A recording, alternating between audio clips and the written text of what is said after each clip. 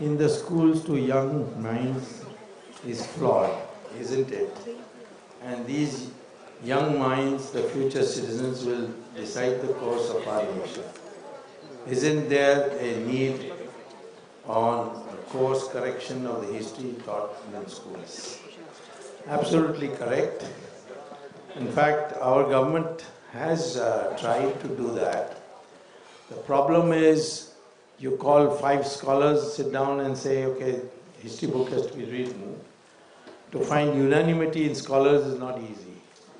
We have got a draft, there's a lot of disagreement, and I don't think that 5 years is enough to change the history books, so you better give us one more term to write unanimity.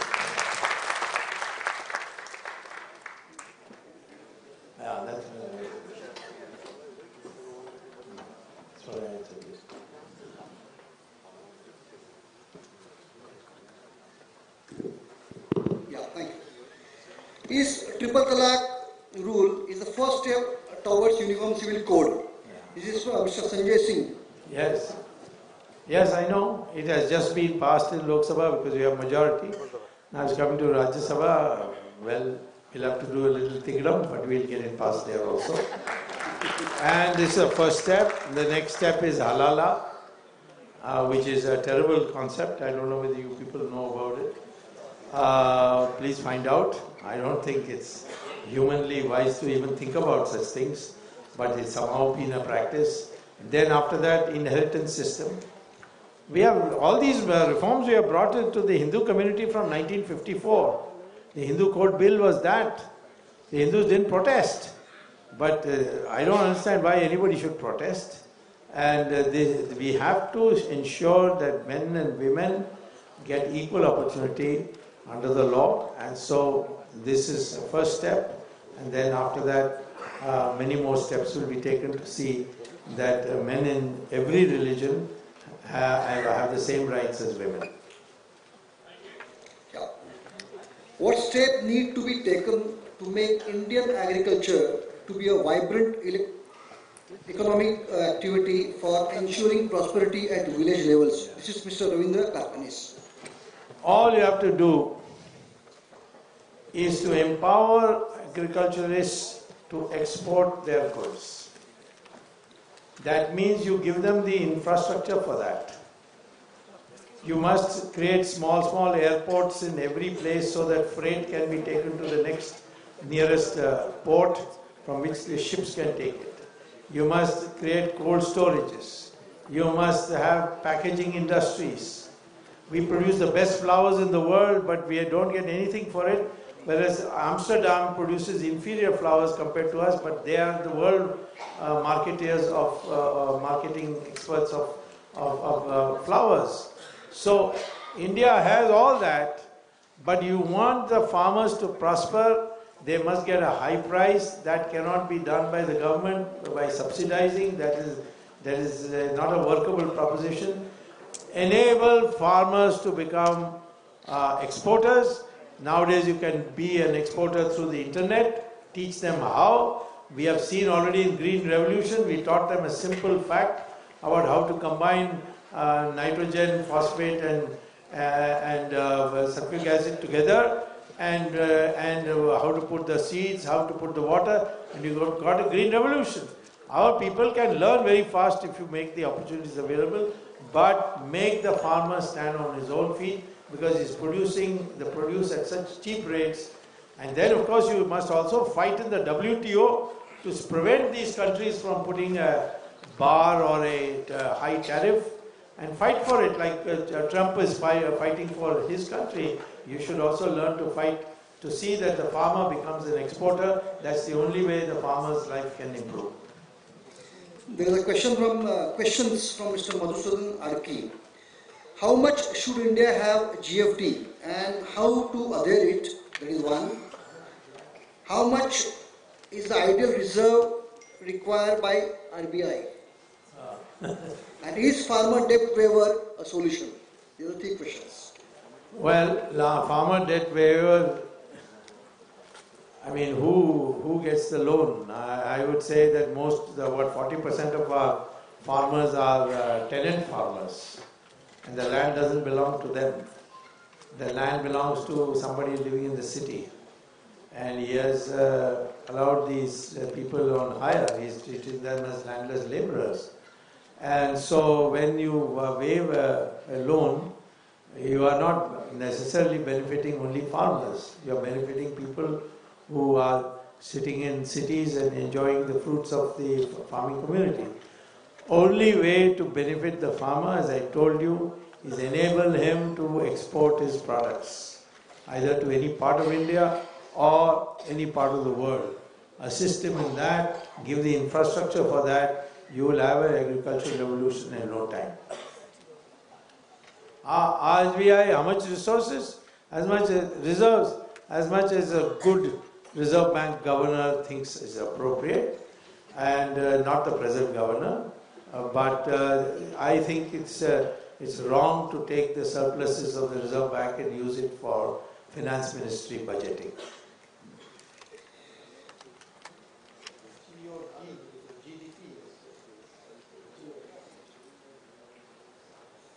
Doesn't matter. You can send me an email, I'll answer it. This is very important question. What is the impact of not building Ram Mandir before 2019 Lok Sabha election? What? Well, you asked me this question in May of 2019 because I think we are going to build Ram Temple by hook or crook. Meena Jaisinghani is asking a simple question. According to you, what are the chances of Modi government to come in power? Well, I mean, Modi government means BJP, no? BJP government, 100% certain we will come to power, because even this time we lost in the assembly elections. It was by a very, very narrow margin in terms of votes. And let me tell you, in 1997, Congress won most of the regional elections there, Madhya Pradesh, Rajasthan, all of them they won. And then in 1998, the NDA won and Atal Bihari Vajpayee became the Prime Minister. Similarly, in other occasions also. So these state elections doesn't necessarily show what will happen in the national election. But I will say even the state election, the margin was so narrow, except for Chhattisgarh, that's a small state, but except for that state, both Rajasthan and Madhya Pradesh is a very narrow margin, and we can reverse it without difficulty, and we are bound to therefore come to power in 2019 in terms of the number of seats we get in Lok Sabha from these states. Mr. Devdas Nair is asking, can you highlight on your fight against foreign ownership of print and electronic media? I don't know how this news is spread, because I am not fighting on that on a blanket basis. What happened is that the Hindu newspaper had an editor who was holding an American passport. So, and he was also a communist, so that also I didn't like. So therefore, I asked the Hindu newspaper management, how can you have an American printing, being an editor of an Indian paper disseminating information in India. They didn't agree. So I went to court, and then he had to resign. Now somebody has played mischief and made out as if I had gone to Supreme Court and all that. I went to Delhi High Court and got it done. Today the law is that nobody in the what is called as visual media, there's a television and so on, can be a foreign citizen and an editor. But as far as print media is concerned, the law is not clear. I got that cleared up by going to court. And I don't think that foreigners should be editors of newspapers in India. I don't think they should be part of the TV broadcast in India. They can be owners, I don't mind, but the editor must be an Indian.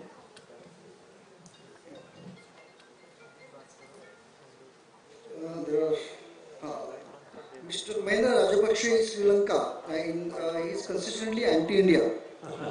So, I don't agree that he is anti-India. Okay, they wanted to know your take on him. No, he is not anti-India. In fact, he killed the LTT. That's the most pro-India thing anybody could do for us. The organization which killed Rajiv Gandhi and created terrorism in Tamil Nadu, he finished them off. And therefore, I would say that is a great benefit for our country.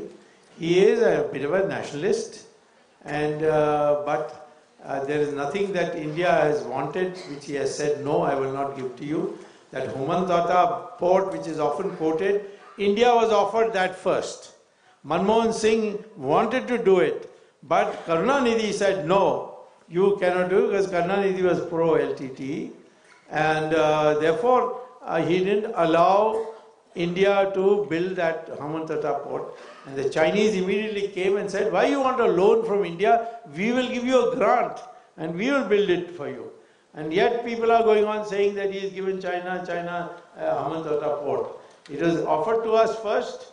Even now, he will, if India goes and says that you don't have to have Chinese, so much Chinese in your management thing, we will supply, and it will be cheaper also because they are coming from next door.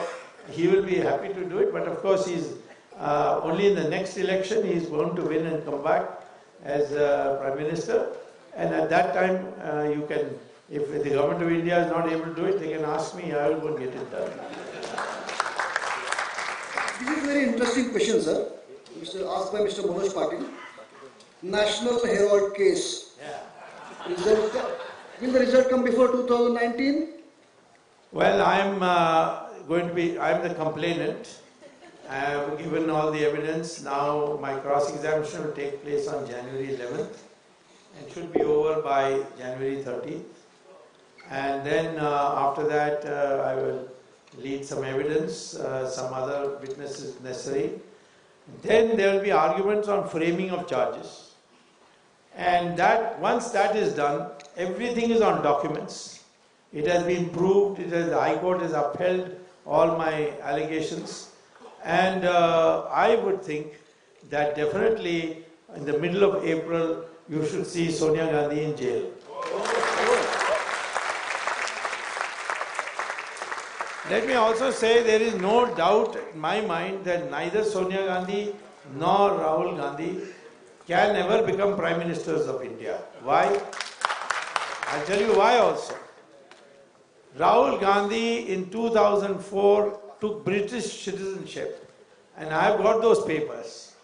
And I have given it to the Lok Sabha Ethics Committee, which is headed by Mr. Advani, to say that please, under Article 9 of the Constitution, Article 9 of the Constitution, which says that no Indian citizen can have citizenship of any other country. Therefore, and if he does, his Indian citizenship will be automatically cancelled. Cancel Rahul Gandhi's. Now, Mr. Advani is moving very slowly, so maybe I will now put a little bomb under his table so that he goes faster. But she also tried to become Prime Minister in 2004, but I went to Mr. Abdul Kalam, and he was courageous enough to tell her that he cannot administer the oath of office to her, because there is a rule in our Citizenship Act that if an Italian or any foreigner becomes a citizen of India, he or she will be subject to the same restriction an Indian becoming a citizen in their country is subject to. An Indian becoming a citizen by naturalization in Italy cannot be Prime Minister of Italy because he is not born in Italy. And the same way applying it to Sonia Gandhi, she was not born in India, so she can never be Prime Minister of India. So you don't have to worry. I will take care. I will send them to jail. Don't worry about that. But it has no effect on the elections as far as they are becoming Prime Minister. I will also send Chidambaram to jail. and a much longer sentence. So this is my question.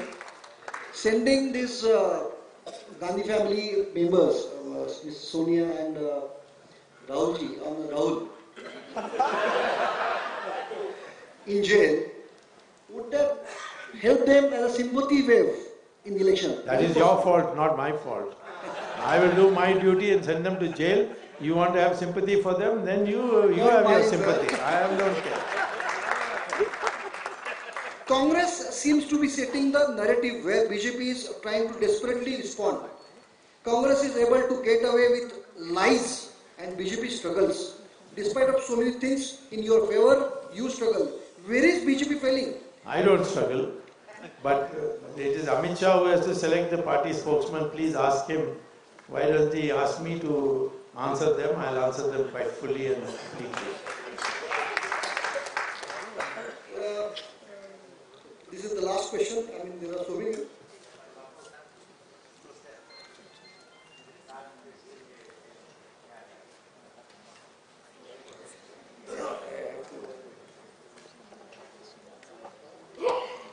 Is there any hope for reviving our education medium as mother tongue, as very basis of our socio-economic prosperity of Bharat?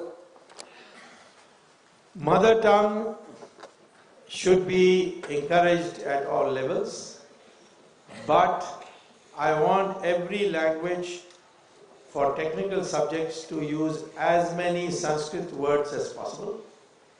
And I would like also Sanskrit to be made compulsory so that every Indian knows Sanskrit as a link language between one state and another. Thank you, friends.